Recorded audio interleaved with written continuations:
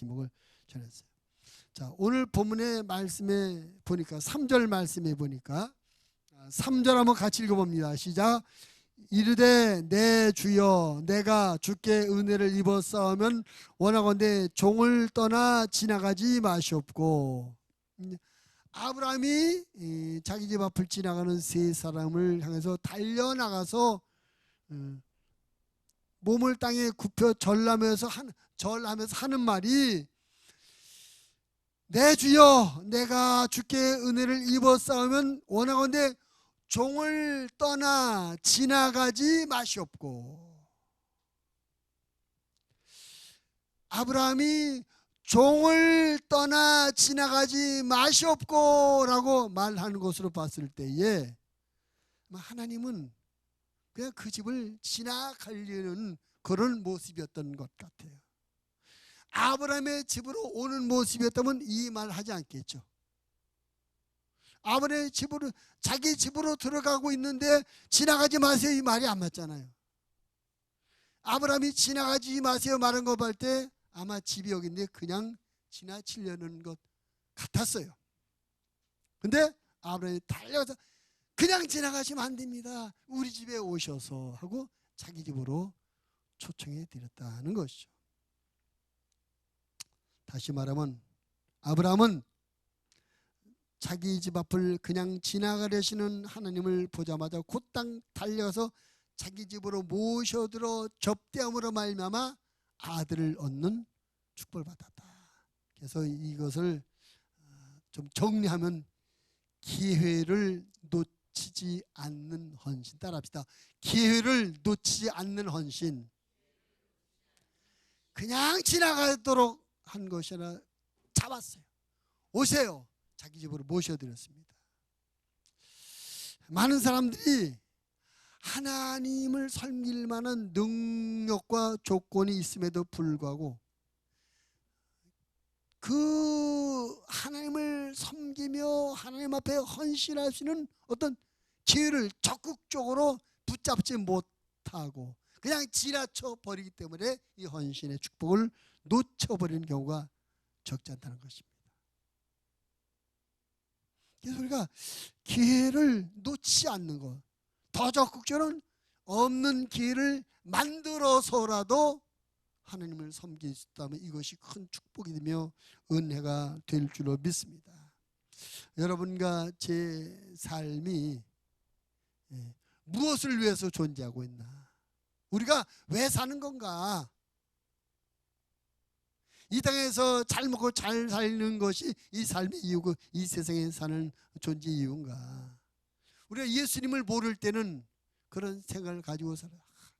좋은 집 갖고 좋은 차 타며 행복하고 재밌게 놀러 다니며 행복하게 살아야지, 이런 것이 삶의 목적이고 의미였다면 우리가 예수님을 믿고 구원받아 하나님의 자녀가 된 우리들은 생각도 삶의 의미도 달라지며 바뀌어져야 맞을 줄로 믿습니다.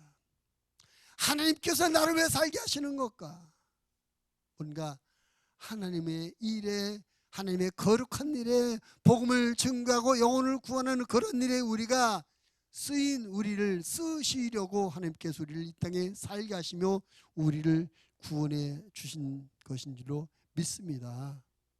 그렇다면 우리는 적극적으로 하나님을 섬기는 기회를 잡고 참여할 뿐만 아니라 기회를 만들어서라도 하나님을 섬기는 그런 신앙생활을 해야 될 줄로 믿습니다. 내게 지나가는 기회를 잡든지 아니면 없는 기회를 만들어서라도 하나님을 섬기는 그런 저와 여러분의 헌신과 믿음의 삶이 되어지기를 주님의 이름으로 부탁을 드립니다. 하나님께서 우리 앞을 지나가신다니까요. 말씀으로 지나가시고 성령으로 지나가시기도 하십니다. 또 하나님께서 주의 종들의 권면이나 또 하나님의 교회에서 정해진 모든 일들을 통해서 우리 앞에 그런 기회를 자꾸 지나가게 하시는 거예요. 그걸 잡고 내 것으로 만드는 그런 지혜와 믿음이 우리에게 있어야 될 줄로 믿습니다. 마태복음 10장 2절로 15절의 말씀에 보면 예수님께서 이제 제자들을 각 마을로 전도하러 전도대를 파송하셔요. 근데 전도들을 파송하시면서 이런 말씀함. 너희가 두보로또 가지 말고 돈보따리도 가지지 말아라. 돈도 가지지 말고 두보로또 가지지 말래요. 그러면서 이런 말씀합니다. 마태복음 10장 11절부터 13절 말씀에 보면 어떤 성이나 마을에 들어가든지 그 중에 합당한 자를 찾아내어 너희가 떠나기까지 거기 머물라. 또 그 집에 들어가면서 평안하기를 빌라.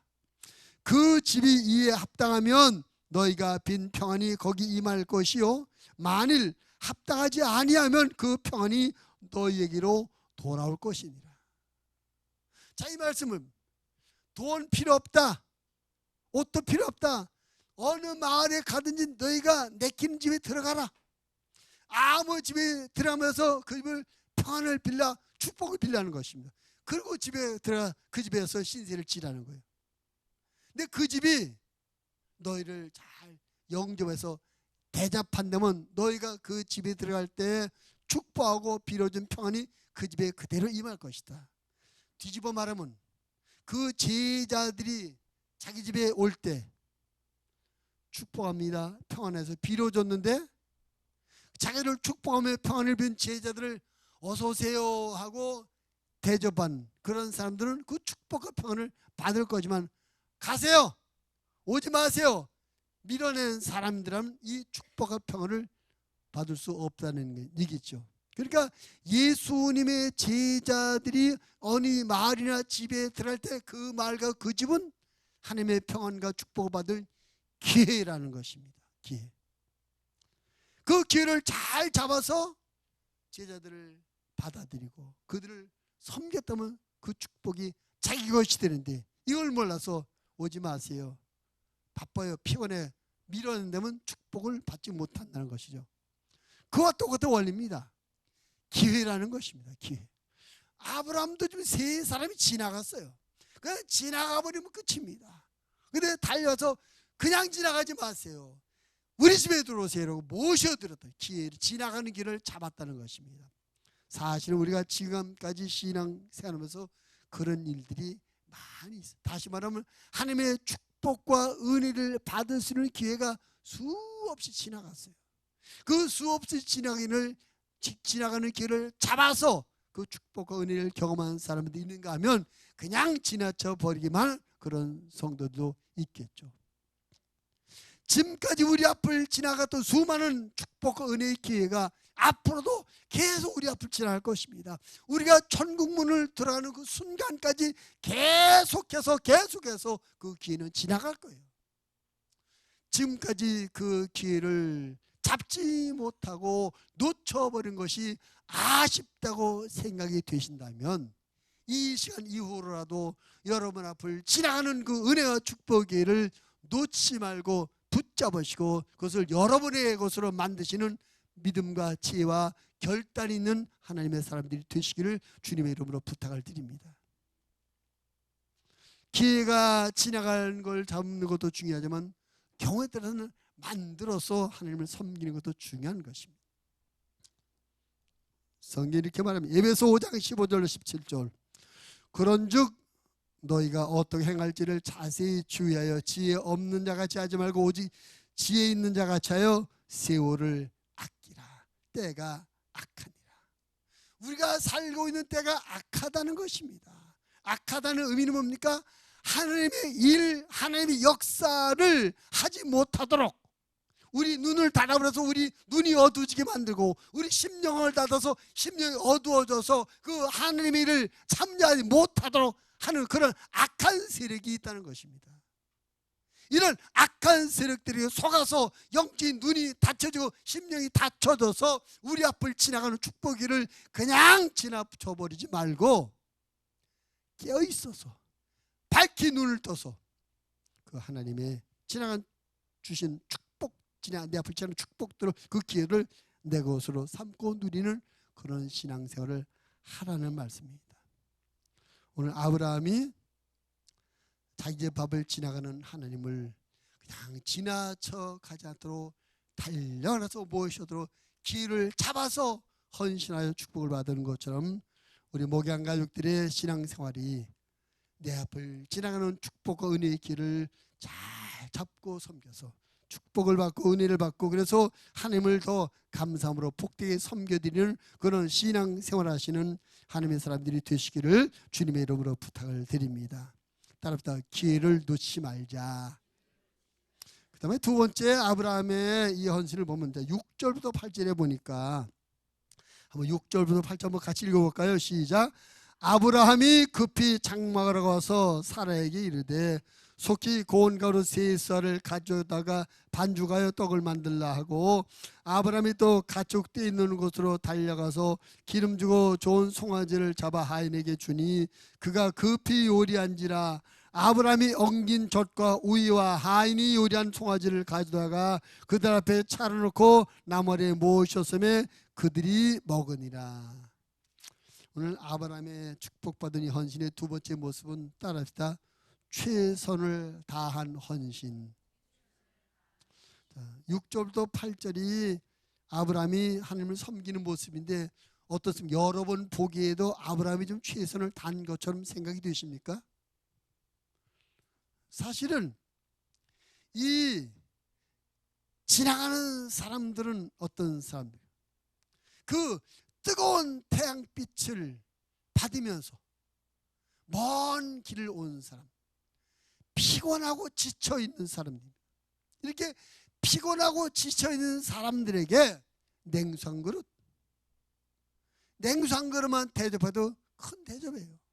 아니면 집에 식구들이 먹다 남은 찬밥, 남아있는 음식 이것 갖고 대접해도 훌륭한 겁니다. 근데 아브라함은 냉수 한 그릇 대접하고 마는 것이 아니라 자기들이 먹다 남은 음식 대접하는 것이 아니라 보십시오. 자기는 가서 자기 아이네 달려가서 자기 아내에게 여보 고운 가루는 가루 중에서 가장 고급입니다. 고운 가루가 떡 만들어라. 떡. 그래서 자기는 아주 기름지고 좋은 송아지를 잡아서 하인에게 요리해라.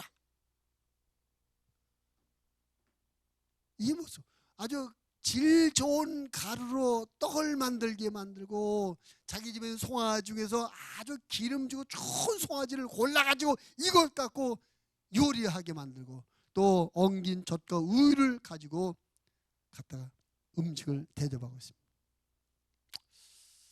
아마 아브라함이 이 하나님을 대접하는 이 모습은 자기가 할 수 있는 최고의 것으로 최대한의 정성으로 하나님을 섬겨드리고 있는 것 같습니다. 즉 하나님 그 대충 섬기는 흉내만 내는 것이 아니라 참으로 최선을 다해서 정성껏 섬기고 있는 것이죠. 우리가 사람을 섬기는 일에 있어서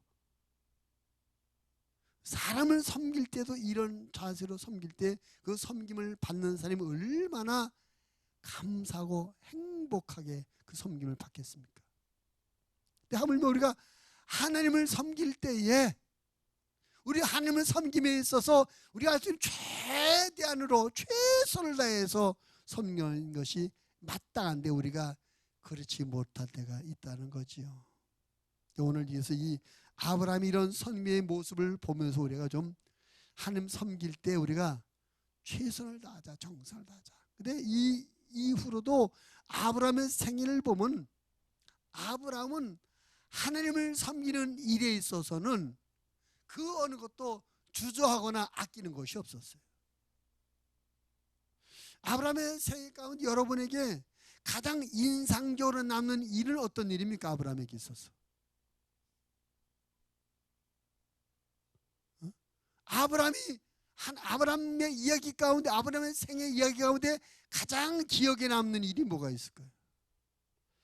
사람마다 생각이 다르게 해서 아마 대부분의 성도들이 동의할 수 있는 것이 자기 아들 이삭 100살에 하나님께서 특별한 은혜로 이 사건이 이로 말하면 주신 그 아들이 10대 중반에 장성했을 때 하나님께서 그 아들을 나에게 바쳐라. 이삭을 바치라는데 바쳤다는 것입니다. 그러니까 아브라함은 하나님을 섬기는 일에 있어서 머뭇거리거나 주저하는 것이 없어요. 아브라함에게서 이삭보다 더 귀한 것이 있을까요? 이삭보다 더 아까울 게 있을까요? 아마 아브라함에게서 이삭은 자기 생명보다 더 귀한 자식이었을 거예요. 근데 그걸 하나님께서 바쳐라 그러니까 바치더라고요. 하나님께서 그런 아브라함의 섬김의 자세를 보고 뭐라고 말씀합니까? 창세기 22장 12절 말씀해 보니까 사자가 이르시되 그 아이에게 내 손을 대지 말라, 그에게 아무 일도 하지 말라. 내가 내 아들 내 독자까지도 내게 아끼지 아니하였으니 내가 이제야 내가 하나님을 경외한 줄을 아노라. 이제야 내가 너를 인정하겠다, 그런 말씀 아니겠습니까? 하나님을 향한 성도의 헌신은 아브라함처럼 최선을 다하는 것이 되어야 될 줄로 믿습니다. 왜냐하면 하나님께서 우리에게 가장 좋은 곳으로, 최선의 곳으로 우리를 대접해 주셨기 때문에 그렇습니다.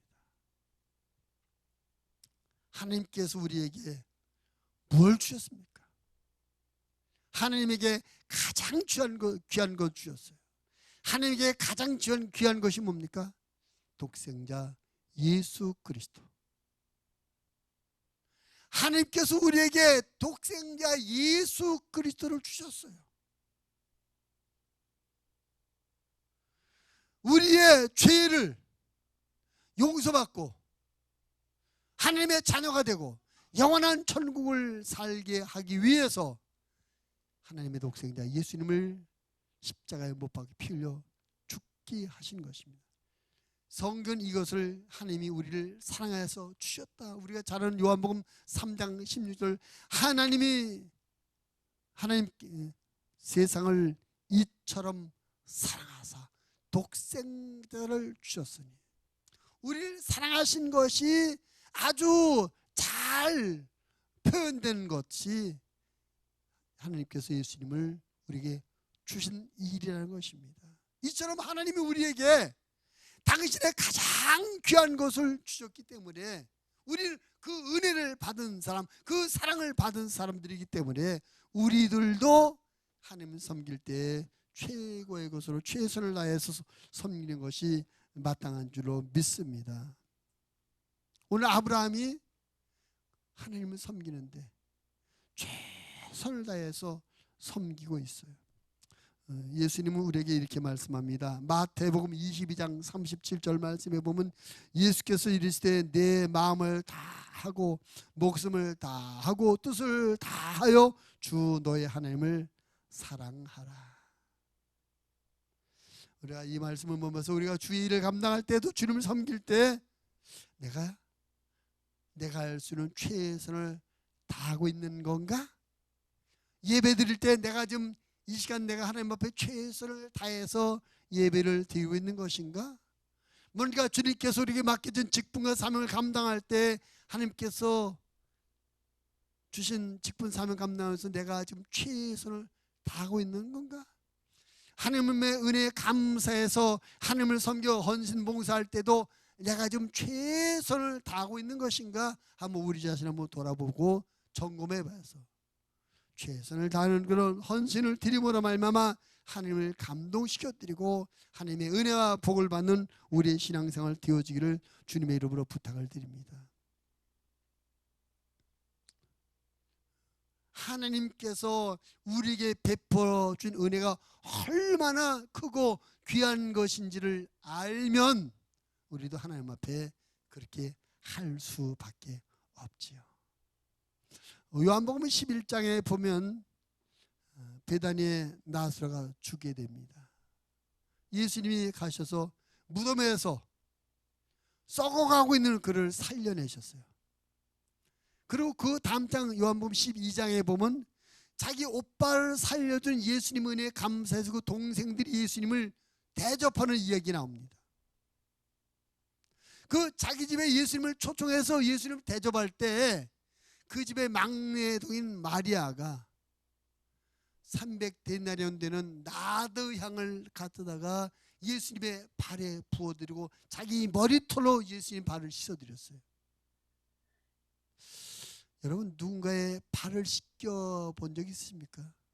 제가 한번 언젠가 한번 남편의 발을 씻겨 보시라고 말씀드린 적이 있었던 것 같은데, 발을 씻고 근데 이 마리아는 예수님께 그 300데나리온 되는, 이 300데나리온이 얼마큼 되는가 하면 보통 일용 근로자의 1년치 월급에 해당하는 돈이에요. 1년 동안의 수입을 아무도 쓰지 않고 다 모아서 그것 갖고 사는 값에 나드향, 얼마나 비싼 겁니까? 이걸 갖다 예수님의 발에 붓고 자기 머리털로 수건을 갖다, 그 집에 수건, 마리아가 자기 집에 수건이 없어서 머리털로 예수님 발을 씻었겠어요? 그만큼 주님을 사랑하고 자기가 할 수 있는 최선을 다하는 섬김의 행위가 머리털로 예수의 발을 씻어드렸어요. 그런 섬김. 주님이 얼마나 기뻐하시고 만족하셨을까요? 우리가 하나님을 섬겨 일할 때, 또 하나님 앞에 감사해서 헌신을 봉사할 때 최선을 다하는 섬김 봉사가 되어서 하나님을 감동시켜 드릴 수 있게 되기를 주님 여러분 부탁을 드립니다. 우리가 주님께 받은 은혜가 크다고, 주께서 내게 베풀어 준 은혜가 크다고 느껴지면 우리는 저절로 이렇게 최선을 다해서 하나님을 섬기게 되리라 믿습니다. 아브라함의 섬기는 최선을 다하는 헌신이었다. 마지막 세 번째로 따라합시다. 온 가족이 함께하는 헌신. 아브라함이 하나님을 자기 집으로 모셔드린 다음에 자기 부인에게는 뭐라고 그래요? 떡 만들어라. 네? 떡 만들어라. 그럼 자기는 또 뭐 했어요? 송아지를 잡았고 하인에게 요리해라. 그러니까 아브라함 자기 자신과 자기 부인과 자기 모습까지 시켜서 온 가족이 다 함께 여러 가지 음식을 만들어서 하나님을 좀 대접하고 있는 것입니다. 그래서 아브라함의 헌신은 온 가족이 함께하는 헌신이었다. 우리 교회를 한 가정으로 볼 때, 우리 목양교회가 목양 가정이라고 생각할 때 우리 모두 식구이며 가족인 줄로 믿습니다. 우리가 하나님을 기쁘시게 해드리기 위해서 뭔가 하나님의 일을 하고자 할 때 우리 가족들이 함께하는 그런 섬김, 그런 헌신이 되어질 때 주님께서 더 기뻐하시고 만족하시리라 믿습니다. 하나님은 우리가 함께하길 원하십니다. 같이 하길 원하십니다. 어떤 특별한 한두 명이 모든 걸 다 하는 그런 것을 원하지 않으셔요. 우리 모두가 함께 시간을 드리고 마음을 드리고 믿음을 드리고 정성을 들여지고 연합해서 함께 주를 섬겨 드릴 때 하나님께서 그것을 기뻐하시며 우리에게 은혜를 베풀어 주신 줄을 믿습니다. 자, 예수님께서 공생에 들어오셔서 제일 먼저 하신 일이 무슨 일인지 아십니까? 40일 금식 끝내고 끝난 다음에 제일 먼저 하신 일, 예수님께서 공생을 시작하시면서 제일 먼저 하신 일은 제자를 부르는 일이었어요. 제자들 몇 명 불렀죠? 12명 불릅니다. 자, 예수님께서 제자들을 왜 부르셨을까? 그럼 여러분, 복음서에서 예수님이 사역할 때 그 제자들이 없으면, 제자들이 없었다면 할 수 없는 그런 사역들이 있었나요? 예수님이 사역할 때 오히려 제자들은 전혀 어떤 것도 하지 않는, 예수님은 혼자서 예수님 당신 자신만의 능력으로 다 모든 사역을 이루셨어요. 그렇게 볼 때 어떤 의미로 보면 예수님의 사역의 제자는 별로 그렇게 필요한 그런 존재들도 아니었던 것 같아요. 그럼에도 불구하고 예수님께서 제일 먼저 하시는 것은 제자를 12명에 불렀다는 것입니다. 예수님께서 왜 제자들을 불렀을까? 예수님이 이 세상에서 지혜상 사역을 마치고 난 다음에 예수님께서 복음을 완성하시고 하늘로 올라가셔야 되는데, 예수님이 완성하신 복음을 이 땅에 전파해야 되는데 그 일을 위해서 제자들을 준비시킨 거죠. 근데 중요한 것은 예수님께서 항상 그들과 함께 먹고 자고 함께 동고동락하셨다는 것이요, 함께 생활하셨다는 것입니다. 같이 하셨다는 것입니다. 그래서 예수님 앞으로 예수님께서 이루실 복음을 이 제자들을 통해서 세상에 전파돼야 되는데, 그 12 제자가 함께 믿음과 지혜를 모아서 함께 연합해서 주의 복음을 전하길 원하셔서 3년 동안 함께 살고 함께하는 훈련을 시키기 위해서 일찍이 그들을 부르셨다는 것이죠. 얼마든지 예수님이 베드로 한 사람 아니면 바울 한 사람에게 능력을 많이 줘가지고 그 혼자 예수님처럼 다 하게 할 수 있었을 거예요. 하나님께서 그렇게 못하시겠습니까? 얼마든지 어떤 특정한 한 사람에게 능력과 지혜와 믿음을 다 쏟아부어서 아무 누구의 도움도 없이 홀로 모든 사회 이루도록 하실 수도 있었을 거예요. 그러나 그렇게 하지 않으시고 12명의 제자를 부르셔서 3년 동안 같이 살게 하시며 함께 훈련하신 것은 예수님이 그들이 다 함께 연합하고 함께 이 일을 이루어가길 원하셔서 그런 훈련을 시키신 줄로 믿습니다. 그것이 하나님의 마음이라면 우리 목양교회도 그 하나님의 마음을 배워야 될 줄로 믿습니다. 우리 하나님을 섬길 때, 하나님께 헌신할 때 어떤 한두 사람만 바라보지 마시고, 또 어떤 한두 사람이 나 혼자 하면 돼 하지 말고 우리 모두 함께하는 그런 이 은혜가 있어야 될 줄로 믿습니다. 정말 감사한 것이, 우리가 지난번에 우리 말리에 복음세다 건축을 하는데 많은 우리 목양가족들이 다 참여를 동참하셨어요. 너무나 감사한 일이었습니다. 앞으로도 하나님 섬기 일할 때에, 또 헌신할 때에 우리 모두 어떤 모양으로든지 함께 동참해서 그 함께하는 그 모습으로 하나님을 섬겨드림으로 말미암아 하나님을 기쁘시게 해드리고 하나님의 은혜를 함께 누리는 우리의 신앙생활, 우리 목양 가족들이 되시기를 바랍니다. 성경이 이렇게 말합니다. 시편 133편 1절, 보라 형제가 연합하여 동거함이 어찌 그리 선하고 아름다운고. 연합하고 동거한다. 따라서 연합하고 동거한다. 연합하고 동거한다는 게 한 가정의 모습이 아니겠습니까? 우리가 자꾸 함께하고 연합할 줄 알아야 돼요. 예배 끝나고 우리가 점심 식사를 하는 것은, 우리가 뭐 집에 밥 먹을 밥이 없어서 교회에서 밥 먹는 게 아니잖아요. 어쩌면 집에 가면 교회에서 끓이는 국수보다 더 맛있는 반찬, 더 많은 다양한 반찬을 먹고 얼마나 더 맛있게 식사를 할 수가 있을 거예요. 그렇잖아요. 그럼에도 불구하고 우리가 교회에서 반찬 한두 가지 김치 넣고 먹는 국수만 함께하는 것은 밥 먹는 이것이 목적이 아니라 함께하는 의미죠. 함께 식사하면서 대화도 나누고 신앙 얘기도 나누고 삶도 나누고 함께 교제하고 연합하고 동거하는 함께함을 이루기 위해서 식사를 함께하는 것이거든요. 여러분, 그래서 우리가 이런 것도 훈련으로 되어지는 줄을 믿습니다.